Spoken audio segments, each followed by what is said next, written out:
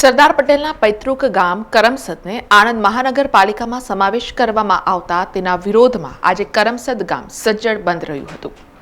સરદાર પટેલના પૈતૃક ગામ કરમસદને આણંદ મહાનગરપાલિકામાં સમાવેશ કરવામાં આવ્યો છે, જેના કારણે સરદાર પટેલના ગામ તરીકેની ઓળખ ભૂંસાઈ જશે અને સરદાર પટેલનું ગામ આણંદ શહેરનો એક વિસ્તાર બની જશે, જેના વિરોધમાં આજે કરમસદ ગામ સજ્જડ બંધ રહ્યું હતું અને ગ્રામજનોએ અગાઉ કરમસદને વિશેષ દરજ્જો આપવાની માંગ કરી હતી અને સરદાર પટેલની કર્મભૂમિની ઓળખ જળવાઈ રહે તે માટે અલગ તાલુકો કે આણંદના બદલે કરમસદ મનપા બનાવવા માંગ કરી હતી।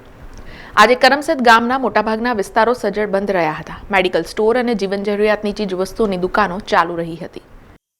કરમસદ ગામના જે સ્વતંત્રતાના દરજ્જા માટેના જે મોદી સરકારે અને ભૂપેન્દ્રભાઈની સરકારે વાયદા કરેલા હતા, એ વાયદાની અંદર સરદાર વલ્લભભાઈ પટેલ સાથે છેતરપિંડી અને દગો કરવામાં આવ્યો હતો અને કરમસદ ગામને આણંદ મહાનગરપાલિકામાં ભેળવી અને હિન્દુસ્તાનના નકશામાંથી જેને નાશ કર્યો છે તેના બદલ આજે કરમસદ ગામજનોએ સ્વયંભૂ રીતે વિરોધમાં બંધનું એલાન ગઈકાલે આપેલું અને આજે સ્વયંભૂ રીતે બંધ પાડેલું છે।